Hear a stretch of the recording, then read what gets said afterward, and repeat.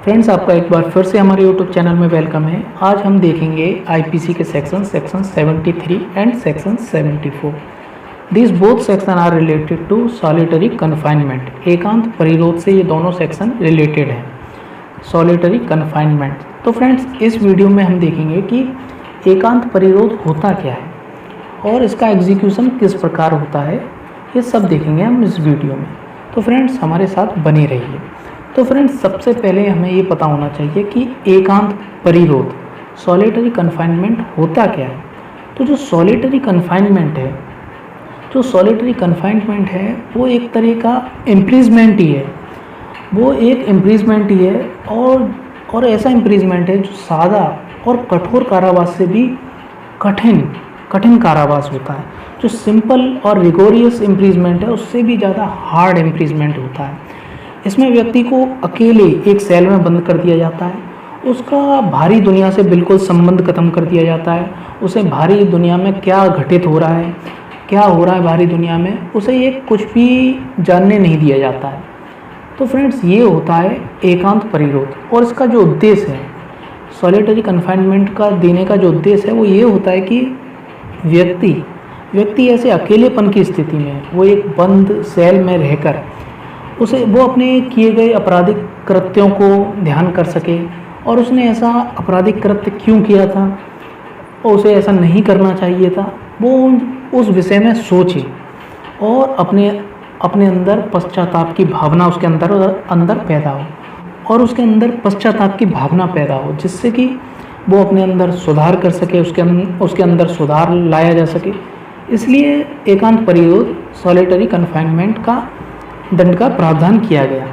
हम ये भी कह सकते हैं कि ये एकांत परिरोध इसलिए दिया जाता है क्योंकि उसने ऐसा जघन्य अपराध किया है, इसलिए उसे इस तरह का पनिशमेंट मिलना चाहिए, ये भी कह सकते हैं। तो फ्रेंड्स, ये है इसके उद्देश्य कि इस उद्देश्य से एकांत परिरोध, सॉलिटरी कन्फाइनमेंट का इम्प्रिजमेंट दिया जाता है। तो सेक्शन 73 और सेक्शन 74 में ये बताया गया है। सेक्शन 73 में ये बताया गया है कि एकांत परिरोध जो कारावास दिया गया है, जो न्यायालय द्वारा जो कारावास का दंड दिया गया है, उसकी कितनी अवधि के लिए एकांत परिरोध होगा। क्योंकि जो एकांत परिरोध है, सॉलिटरी कन्फाइनमेंट है, जो उसे इम्प्रिजमेंट दिया गया है, जो अपराधी को जो इम्प्रिजमेंट दिया गया है, वो पूरे इम्प्रिजमेंट के लिए नहीं हो सकता। जो एकांत परिरोध है, जो सॉलिटरी कन्फाइनमेंट है, ये पूरे कारावास के लिए नहीं दिया जाता है। ये एक साथ एकदम लंबी अवधि के लिए नहीं दिया जा सकता है, क्योंकि यदि उसे एक साथ काफ़ी दिनों तक, महीने भर तक के लिए या उससे ज़्यादा के लिए एक साथ उसे एकांत परिरोध में रखा जाएगा तो वो किसी भी बीमारी से ग्रस्त हो सकता है, वो कोई भी मेंटल हेल्थ से रिलेटेड जो प्रॉब्लम है उसका शिकार हो सकता है। इसलिए उसे एक साथ एकांत परिरोध का दंड नहीं दिया जाता है। तो सेक्शन 73 यही बताता है कि एक व्यक्ति को एकांत परिरोध में कितनी अवधि के लिए रखा जा सकता है, ये सेक्शन 73 बताता है। और इसका जो एग्जीक्यूशन है वो किस प्रकार होगा, जो ये सज़ा भोगी जाएगी एकांत परिरोध की, वो किस प्रकार भोगी जाएगी, ये सेक्शन 74 बताता है। तो फ्रेंड्स, हम देखते हैं ये दोनों सेक्शन। फ्रेंड्स, एक और ज़रूरी बात कि जो ये एकांत परिरोध, सॉलिटरी कन्फाइनमेंट का जो पनिशमेंट है वो केवल आपराधिक दशाओं में ही दिया जाता है, जैसे कि अनपैरेलल, एट्रोसिटी, ब्रूटैलिटी, इस तरह की जो अपराध किए जाते हैं, जो काफ़ी रूटलेस तरीके से अपराध किए जाते हैं, उन्हीं स्थितियों में एकांत परिरोध का अपराध दिया जाना चाहिए। ऐसा कई बार सुप्रीम कोर्ट ने कहा। तो फ्रेंड्स, ये है एकांत परिरोध और इसका हमने देखा क्या उद्देश्य था एकांत परिरोध की सज़ा को आईपीसी में डालने का। तो फ्रेंड्स, अब देखते हैं हम सेक्शन 73, एकांत परिरोध कितनी अवधि के लिए दिया जा सकता है। तो फ्रेंड्स, एकांत परिरोध किसी व्यक्ति को कितनी अवधि के लिए दिया जा सकता है। जैसे कि यदि किसी व्यक्ति को कोर्ट ने कोई इम्प्रिजमेंट दिया है, तो उस इम्प्रिजमेंट, जैसे कि उसे दिया गया 4 महीने का इम्प्रिजमेंट, 5 महीने का इम्प्रिजमेंट, तो उस अवधि में से कितनी अवधि के लिए एकांत परिरोध का दंड दिया जा सकता है। तो उस अवधि में से कितनी अवधि के लिए सॉलिटरी कन्फाइनमेंट का पनिशमेंट दिया जा सकता है, ये बताता है सेक्शन 73। तो फ्रेंड्स इसके हम एलिमेंट देखते हैं सेक्शन 73 में एलिमेंट क्या है। तो जिस न्यायालय ने कारावास सुनाया हो वो ऐसे कारावास के संबंध में, जो उसने कारावास सुनाया है जिस न्यायालय ने, वो ऐसे कारावास के संबंध में कठोर कारावास देने के लिए सशक्त होना चाहिए, तभी वो एकांत परिरोध सुना सकता है। यदि वो कठोर कारावास, ऐसे अपराध के संबंध में कठोर कारावास देने के लिए सशक्त नहीं है तो वो एकांत परिरोध नहीं सुना सकता है। इसके जो सेकंड एलिमेंट है वो कहता है एकांत परिरोध कुल मिलाकर 3 माह से अधिक का नहीं होगा। जो सॉलिटरी कन्फाइनमेंट की जो अवधि है, जो एकांत परिरोध की जो अवधि है, कुल मिलाकर 3 माह से अधिक की नहीं हो सकती। तो फ्रेंड्स ये कहता है सेक्शन 73 का सेकंड एलिमेंट। अर्थात जो सॉलिटरी कन्फाइनमेंट का जो पनिशमेंट है वो किसी भी स्थिति में 3 माह से अधिक का नहीं हो सकता है। तो एकांत परिरोध का जो इम्प्रीजमेंट है वो किसी भी स्थिति में 3 माह से अधिक का नहीं हो सकता है, ये सेक्शन 73 कहता है। परंतु इसमें आगे ये बताया गया है कि यदि न्यायालय ने 6 माह तक का कारावास दिया है, यदि न्यायालय ने जो इम्प्रीजमेंट की सज़ा सुनाई है वो 6 माह तक की दी है, केवल 6 माह तक की दी है, तो ऐसा एकांत परिरोध 1 माह तक ही होगा। तो ऐसी स्थिति में जबकि न्यायालय ने 6 माह तक का कारावास दिया है तो जो एकांत परिरोध की अवधि है वो अधिकतम हो सकती है 1 माह तक। तो न्यायालय ये कह सकता है कि मैंने इसे 6 माह तक का कारावास दिया है और इसे 1 महीने या से कम का एकांत परिरोध दिया जाए, लेकिन 1 माह से अधिक का एकांत परिरोध नहीं दिया जा सकता है। इसमें आगे कहा गया है कि यदि कारावास की अवधि 6 माह से अधिक है और 1 वर्ष से अधिक ना हो तो एकांत परिरोध 2 माह से अनधिक समय का होगा। तो फ्रेंड्स इसमें बताया गया है कि यदि 6 माह से ऊपर का इम्प्रीजमेंट दिया जाता है, हमने 6 माह तक का इम्प्रीजमेंट तो देखा, उसमें 6 माह तक का यदि इम्प्रीजमेंट दिया है तो उसमें 1 महीने तक का ही एकांत परिरोध हो सकता है। लेकिन 6 माह से ऊपर का इम्प्रीजमेंट दिया जाता है जो कि 1 वर्ष से अनधिक अवधि का हो, मतलब 6 माह से ऊपर कितना भी हो सकता है लेकिन 1 वर्ष के भीतर हो, ऐसा इम्प्रीजमेंट दिया जाता है तो एकांत परिरोध की अवधि 2 माह से अधिक नहीं होगी। मतलब 2 माह तक हो सकती है, उससे कम हो सकती है, लेकिन 2 माह से अधिक नहीं हो सकती। तो ये कहता है, इसके आगे ये कहता है कि यदि कारावास की अवधि 1 वर्ष से अधिक हो, 1 वर्ष से अधिक कितनी भी हो, जो न्यायालय ने कारावास सुनाया है वो 1 वर्ष से अधिक कितना भी हो, तो एकांत परिरोध की अवधि 3 माह से अनधिक समय के लिए होगी। तो यदि न्यायालय ने 1 वर्ष से अधिक का इम्प्रीजमेंट सुनाया है तो एकांत परिरोध की अवधि अधिकतम हो सकती है कितनी? 3 महीने हो सकती है या इससे कम हो सकती है, जैसा न्यायालय उचित समझे, लेकिन 3 महीने से अधिक नहीं होगी।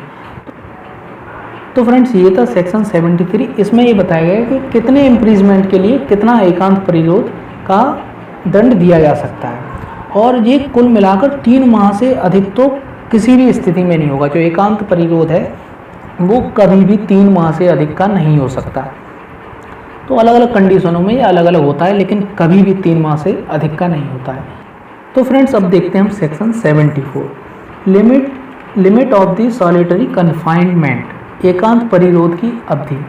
तो फ्रेंड्स सेक्शन 74 ये बताता है कि जो एकांत परिरोध दिया गया है व्यक्ति को वो किस तरीके से भोगा जाएगा, और ये कभी भी एक साथ नहीं भोगा जाएगा। यदि व्यक्ति को 20 दिन का कन्फाइनमेंट दिया गया है तो 20 दिन का कन्फाइनमेंट उसे 20 दिन लगातार सेल में बंद करके नहीं रखा जाएगा, उसे लगातार 20 दिन के लिए एकांत परिरोध में नहीं रखा जाएगा, उसे टुकड़ों में रखा जाएगा। जैसे कि उसे पहले 7 दिन के लिए रखा जाएगा, फिर 7 दिन का गैप, फिर 7 दिन के लिए रखा जाएगा। इस तरीके से उसे एकांत परिरोध दिया जाएगा। तो सेक्शन 74 में यही बताया गया है। तो फ्रेंड्स देखते हैं सेक्शन 74 में क्या कहा गया है। तो सेक्शन 74 कहता है कि in execution a sentence of the solitary confinement such confinement shall in no case exceed 14 days at a time. तो किसी भी स्थिति में एकांत परिरोध का जब दंड किसी व्यक्ति को दिया जाएगा तो उसे एक बार में 14 दिन से अधिक के लिए उसे एकांत परिरोध में नहीं रखा जाएगा। उसे केवल 14 दिन तक ही, अधिकतम 14 दिन के लिए ही उसे एकांत परिरोध में रखा जा सकता है। इससे ज़्यादा के लिए उसे एक साथ एक बार में 14 दिन से अधिक के लिए उसे एकांत परिरोध में नहीं रखा जा सकता है। तो फ्रेंड्स हम देखते हैं इसमें आगे क्या बताया गया है। इसमें आगे बताया गया है कि with intervals between the periods of solitary confinement of not less duration than such periods. तो इतनी ही अवधि के जितने की एकांत परिरोध का एक बार में सजा दी गई है, एक बार में जो टुकड़ों टुकड़ों में दिया गया है जो एकांत परिरोध, उसके बीच में उतनी ही अवधि का क्या होगा, इंटरवल्स होंगे, गैप होगा। मतलब इसे हम एक उदाहरण के जरिए समझ लेते हैं तो आसानी से क्लियर हो जाएगा। अब मान लीजिए कि एक न्यायालय ने 1 महीने का एकांत परिरोध की सज़ा सुनाई, 1 महीने की सॉलिटरी कन्फाइनमेंट का पनिशमेंट दिया।